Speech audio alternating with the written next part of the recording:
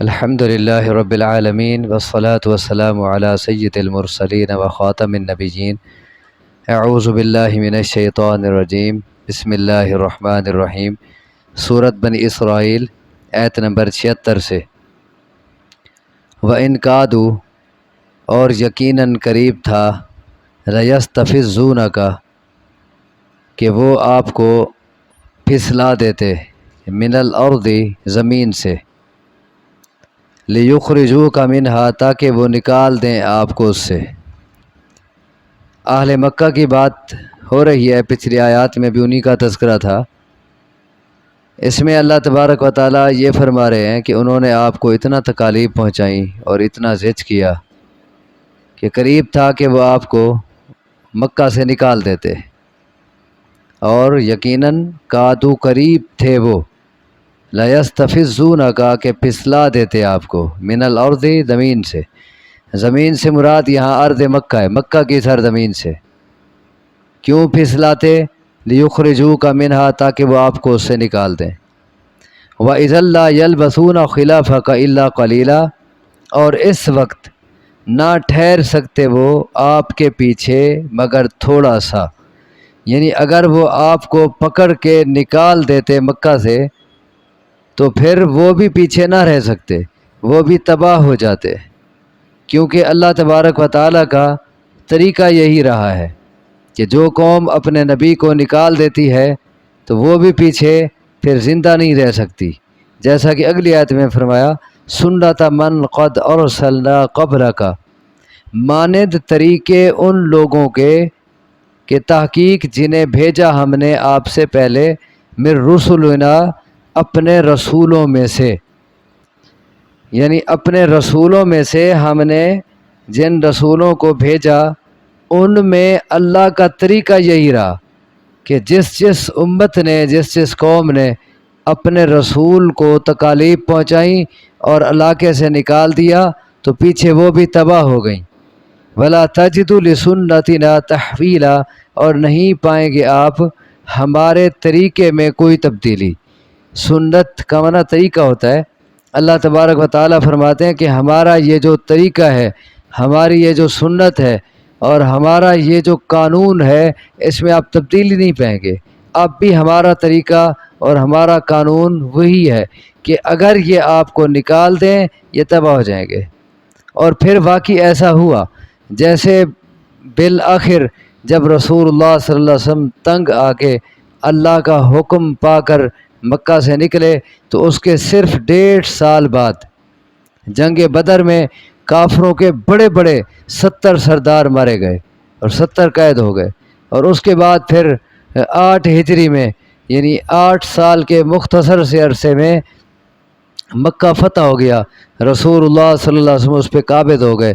اور ایک مغرور قوم کے لیے اس سے بڑا عذاب اور کیا ہو سکتا ہے، اس سے بڑی ذلت اور کیا ہو سکتی ہے کہ جس شخص کو انہوں نے نکالا وہی شخص 8 سال کے عرصے میں اس شہر پہ قابض ہو گیا، اور پھر بالآخر کفار کو مکہ سے نکال دیا گیا اور ہمیشہ کے لیے ان کا وہاں جانا ممنوع قرار دے دیا گیا۔ اقم الصلاۃ لدلوک الشمس الی غسق اللیل، قائم کریں آپ نماز کو بوقت ڈھلنے سورج کے، رات کی تاریکی تک، سورج ڈھلنے کے وقت سے لے کر رات کی تاریکی تک نماز کو قائم کریں۔ سورج ڈھل جاتا ہے جب تو اس وقت ظہر کا وقت ہوتا ہے، سورج یعنی جب مغرب کی طرف ڈھلتا ہے، مغرب کی طرف مائل ہو جاتا ہے تو اس وقت ظہر کا وقت شروع ہوتا ہے۔ تو فرمایا سورج ڈھلنے کے وقت نماز قائم کریں، اور کب تک نماز پڑھتے رہیں؟ رات کی تاریکی تک پڑھتے رہیں۔ اس سے ظاہر تو یہ لگتا ہے کہ مسلسل نماز پڑھتے رہیں، درمیان میں کوئی وقفہ نہ ہو، ظاہر تو یہ لفظ ہیں، لیکن ایسا نہیں ہے۔ احادیث بتاتی ہیں کہ یہ اس میں 4 نمازیں آتی ہیں اور ان کا وقت مقرر ہے، ان اوقات میں یہ 4 نمازیں پڑھیں۔ سورج ڈھلنے کے فوراً بعد ظہر پڑھیں، پھر اس کے کچھ وقفے بعد عصر ہے، پھر اس کے وقفے بعد جب سورج غروب ہوتا ہے پھر مغرب ہے، پھر غسق اللیل، رات کی جب تاریکی چھاتی ہے پھر عشاء ہے۔ تو یہ وقفے وقفے سے ہیں۔ لیکن ظاہر یہ ہے قرآن کا کہ اب سورج ڈھلنے کے وقت سے رات کی تاریکی تک نماز پڑھیں۔ اور اس میں یوں کیوں کہا گیا پھر؟ کیونکہ جو شخص نماز کے انتظار میں ہوتا ہے نا، وہ نماز میں ہوتا ہے۔ ایک حدیث میں آتا ہے کہ جو شخص نماز کے انتظار میں ہو وہ نماز میں ہوتا ہے، گویا وہ نماز پڑھ رہا ہے، اسے نماز کا ثواب ملتا ہے۔ تو اس لیے ایک شخص ایک نماز پڑھ کے جاتا ہے، دوسری نماز کے انتظار میں ہے، گویا کہ وہ نماز میں ہی ہے۔ قائم کریں آپ نماز کو سورج کے ڈھلنے کے وقت رات کی تاریکی تک، وقرآن الفجر، اور قائم کریں آپ فجر کی نماز۔ فجر کی نماز قائم کریں۔ قرآن کا معنی یہاں نماز ہے، یہاں نماز پر قرآن کا لفظ بولا گیا ہے، یوں کہیں نماز پر قرآن کا لفظ یہاں بولا گیا ہے، اسی لیے مراد ہے فجر کی نماز قائم کریں۔ اور بعض اوقات ایسا ہوتا ہے عربی میں، ہمارے زبان میں بھی ہوتا ہے کہ ایک پوری چیز کا ایک جز ہم بولتے ہیں، مراد وہ پوری چیز ہوتی ہے، یعنی اس چیز کا ایک حصہ بولتے ہیں، لیکن مراد صرف وہ حصہ نہیں ہوتا، مراد پوری چیز ہوتی ہے۔ عربی میں یہ عام ہے، ہماری زبان میں بھی بولتے ہیں۔ میں 2-4 سجدے کر لوں، مقصد کیا ہوتا ہے؟ صرف سجدے کرنا، مقصد ہوتا ہے نماز پڑھنا۔ اب سجدہ میں نے بولا ہے، یہ نماز کا ایک جز ہے، یہ سجدہ نماز نہیں ہے، نماز کا ایک حصہ ہے، لیکن حصہ بول کے مراد میں نے پوری چیز لی ہے۔ تو عین اسی طرح قرآن کی تلاوت جو ہے یہ نماز کا ایک حصہ ہے، تو ایک حصہ بول کے مراد پوری چیز لی گئی ہے، مراد نماز لی گئی ہے۔ اور یہاں پھر سجدہ کیوں نہیں بولا گیا؟ حالانکہ سجدہ بھی تو نماز کا حصہ ہے، رکوع بھی نماز کا حصہ ہے۔ یوں بھی تو کہا جا سکتا تھا کہ فجر کا رکوع کریں یا فجر کا سجدہ کریں۔ فجر کا قرآن کا لفظ کیوں بولا؟ کیونکہ خصوصی فجر کی نماز میں جو زیادہ لمبا رکن ہوتا ہے وہ قیام ہوتا ہے، اور قرآن کی تلاوت اس میں زیادہ ہوتی ہے۔ تو چونکہ فجر کی نماز میں زیادہ اہم قرآن کی تلاوت ہے اور زیادہ طویل رکن یہی ہے، اسی لیے وہی لفظ بول کے مراد فجر کی نماز لی گئی ہے۔ اور قائم کریں آپ فجر کی نماز۔ اب اس میں مجمل طور پر 5 نمازوں کا ذکر کر دیا گیا ہے، اگرچہ اس کی پوری تفصیلات احادیث میں ملتی ہیں کہ کون سی نماز کا وقت کب سے شروع ہوتا ہے اور کب ختم ہوتا ہے، پوری تفصیلات احادیث میں، لیکن مجمل طور پر 5 نمازوں کا حکم اس آیت میں دے دیا گیا ہے۔ اِنَّ قرآن الفجر کان مشہودا، و قرآن الفجر، فجر کی نماز قائم کریں، کیوں؟ بے شک فجر کی نماز کانا ہے مشہودہ، حاضر کی ہوئی، یعنی اس میں کوئی حاضر ہوتے ہیں۔ فجر کی نماز آپ بھی قائم کریں کیونکہ اس میں کچھ اور بھی حاضر ہوتے ہیں۔ وہ کون ہیں جو اور حاضر ہوتے ہیں؟ وہ اللہ کے ملائکہ ہیں۔ فجر کی نماز میں اللہ کے ملائکہ شریک ہوتے ہیں، فجر کا قرآن وہ بھی سنتے ہیں، جیسا کہ حدیث میں اس کی وضاحت آتی ہے کہ رات اور دن کے فرشتے باری باری زمین پہ آتے ہیں، اور عصر اور فجر کی نماز میں وہ اکٹھے ہو جاتے ہیں، اور پھر اس کے بعد دن والے اور رات والے اپنی اپنی ڈیوٹی پوری کر کے وہ چلے جاتے ہیں۔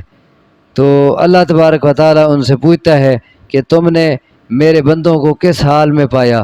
تو وہ کہتے ہیں کہ ہم نے تیرے بندوں کو نماز میں ہی پایا، جب گئے تو نماز میں تھے، جب آئے تو نماز میں تھے۔ تو کتنا خوش نصیب ہیں وہ لوگ کہ روزانہ 2 بار فرشتے ان کے حق میں گواہی دے رہے ہوتے ہیں کہ وہ نماز میں ہے، کیونکہ وہ عصر کی نماز میں جماعت میں کھڑے ہوتے ہیں، وہ فجر کی نماز میں جماعت میں کھڑے ہوتے ہیں، تو اسی لیے فرشتے ان کے حق میں گواہی دے رہے ہوتے ہیں۔ اِنَّ قرآن الفجر کان مشہودا، یقیناً فجر کی نماز حاضر کی ہوئی ہے، یعنی اس میں اللہ کے ملائکہ حاضر ہوتے ہیں۔ جب اللہ کے ملائکہ حاضر ہوتے ہیں تو تم بھی اس میں حاضری دو، وقرآن الفجر، تم بھی فجر کی نماز قائم کرو، یعنی جماعت کے ساتھ۔ وَمِنَ اللَّيْلِ فَتَہَجَّدْ بِهِ نَافِلَةً لَكَ، اور رات کے کچھ اوقات میں پس آپ تہجد پڑھیں، بھی ساتھ اس قرآن کے، ہی ضمیر کا مرجع قرآن ہے، یعنی رات کے وقت آپ تہجد پڑھیں، قیام اللیل کریں اور اس میں قرآن کی تلاوت کریں، نافلۃ لک، اس حال میں کہ وہ نفل ہے آپ کے لیے، یعنی آپ کے لیے ایک زائد چیز ہے، فرض سے ایک اضافی چیز ہے۔ رات کے تہجد کی بڑی فضیلتیں آئی ہیں حدیث مبارکہ میں۔ مثلاً ایک حدیث میں آتا ہے رسول اللہ صلی اللہ علیہ وسلم فرماتے ہیں کہ رات کو تہجد پڑھو، کیونکہ تم سے پہلے جو صالحین گزرے ہیں یہ ان کا طریقہ ہے، اور یہ اللہ کے قرب کا ذریعہ ہے، یہ گناہوں کو مٹاتا ہے، اور گناہوں کو مٹانے کے ساتھ ساتھ یہ گناہوں سے بچاتا بھی ہے رات کا تہجد۔ اسی طرح ایک اور حدیث میں آتا ہے، دیکھیں رات کا جو تہجد ہے نا اس کا ٹائم کیا ہے؟ عشاء کی بعد سے لے کر صبح صادق تک تہجد کا ٹائم ہے۔ عشاء کے فوراً بعد آپ پڑھ سکتے ہیں، آدھی رات کو پڑھ سکتے ہیں، لیکن زیادہ فضیلت رات کے آخری تہائی میں پڑھنے کی ہے۔ ٹائم اس کا پورا ہے۔ عشاء کی نماز جب آپ نے پڑھ لی، آپ کے قیام اللیل کا ٹائم شروع ہو گیا۔ آپ پڑھ کے سو جائیں، آدھی رات کو اٹھ کے پڑھیں، صبح پڑھیں، صبح سے کچھ پہلے، تو زیادہ فضیلت رات کے آخری تہائی سے کی ہے، کیونکہ رسول اللہ صلی اللہ علیہ وسلم فرماتے ہیں کہ جب رات کا آخری تہائی حصہ بچ جاتا ہے تو اللہ تبارک و تعالی آسمان دنیا پہ نزول فرماتے ہیں اور اعلان کرتے ہیں کہ ہے کوئی مجھ سے بخشش طلب کرنے والا، میں اسے بخش دوں، ہے کوئی مجھ سے دعائیں مانگنے والا، میں اس کی دعائیں قبول کروں، ہے کوئی مجھ سے سوال کرنے والا، میں اسے عطا کروں، اور یہ صبح صادق تک یہ اعلان ہوتے رہتے ہیں۔ تو اسی لیے وہ وقت زیادہ فضیلت کا ہے، اور وہ سب سے زیادہ دعاؤں کی قبولیت کا وقت بھی ہے۔ دو وقت سب سے زیادہ دعاؤں کی قبولیت کے ہیں، ایک فرض نماز کے بعد اور دوسرا رات کا آخری تہائی حصہ۔ اسی لیے اس وقت نیند کو ختم کر کے اٹھ کے تہجد پڑھنا یہ بہت بڑی فضیلت کا باعث ہے، اگرچہ پہلے بھی پڑھی جا سکتی ہے۔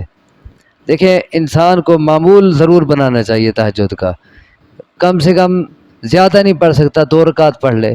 یہ ضروری نہیں کہ وہ آدھی رات کو اٹھ کھڑا ہو یا رات کے تہائی سے وہ اٹھ کھڑا ہو، وہ یہ بھی تو کر سکتا ہے کہ جب وہ صبح کی نماز کے لیے اٹھتا ہے تو اس سے تھوڑا 15 منٹ پہلے اٹھ جائے، 15 منٹ میں 2-4 رکعت پڑھ سکتا ہے، وہ آدھا گھنٹہ پہلے اٹھ پڑے، وہ اس میں تہجد کے ثواب میں شریک ہو سکتا ہے۔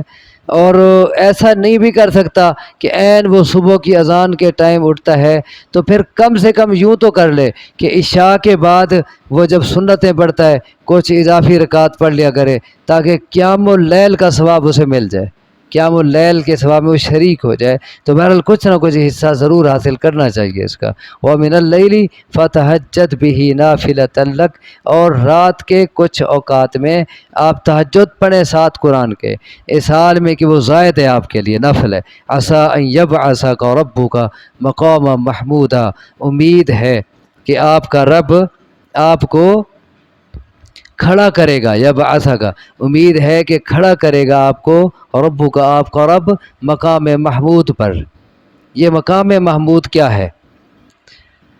مقام، دیکھیں مقام کا معنی ہے جگہ، اور محمود کا معنی ہے جس میں حمد کی جائے، محمود جس میں حمد کی جائے۔ تو یہ خاص جگہ ہے میدان محشر میں جس میں رسول اللہ صلی اللہ علیہ وسلم اللہ کی حمد کریں گے خصوصی طور پر، اور اس کی تفصیل حدیث میں آتی ہے، صحیح بخاری، صحیح مسلم اور دیگر کتب حدیث میں یہ حدیث موجود ہے۔ جامع ترمذی میں یہی حدیث آتی ہے، اس میں رسول اللہ صلی اللہ علیہ وسلم فرماتے ہیں کہ میں قیامت کے دن تمام اولاد آدم کا سردار ہوں گا، اور یہ کوئی فخریہ طور پر میں نہیں کہہ رہا، اور اللہ کی تعریف کا جھنڈا میرے ہاتھ میں ہوگا، ولا فخرہ، کوئی فخر نہیں، اور تمام کے تمام انبیاء اور پوری کی پوری کائنات اور تمام انبیاء آدم علیہ السلام سے لے کر عیسیٰ علیہ السلام تک وہ سب میرے جھنڈے کے نیچے کھڑے ہوں گے، اور سب سے پہلے قبر سے میں اٹھوں گا۔ یہ کچھ فضیلتیں آپ نے بیان کی۔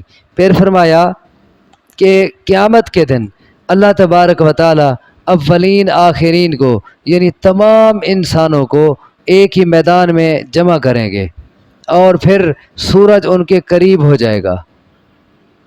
لوگوں کو اتنا غم اور اتنا دکھ اور اتنا تکلیف پہنچے گی کہ ان کی برداشت سے باہر ہو جائے گی، تو لوگ آپس میں کہیں گے کہ تم دیکھتے نہیں کہ کتنا تم تکلیف میں کھڑے ہو، دیکھو، غور کرو کہ کوئی سفارشی ڈھونڈیں جو رب کے آگے ہماری سفارش کرے کہ ہمیں اس میدان سے تو نکالے، کہ ہم اتنا تکلیف میں کھڑے ہیں، عرصہ گزر چکا ہے۔ بعض احادیث سے یہ بھی معلوم ہوتا ہے کہ صدیاں گزر جائیں گی اسی جگہ کھڑے کھڑے میدان قیامت میں، سورج 1 میل کے فاصلے پہ ہے۔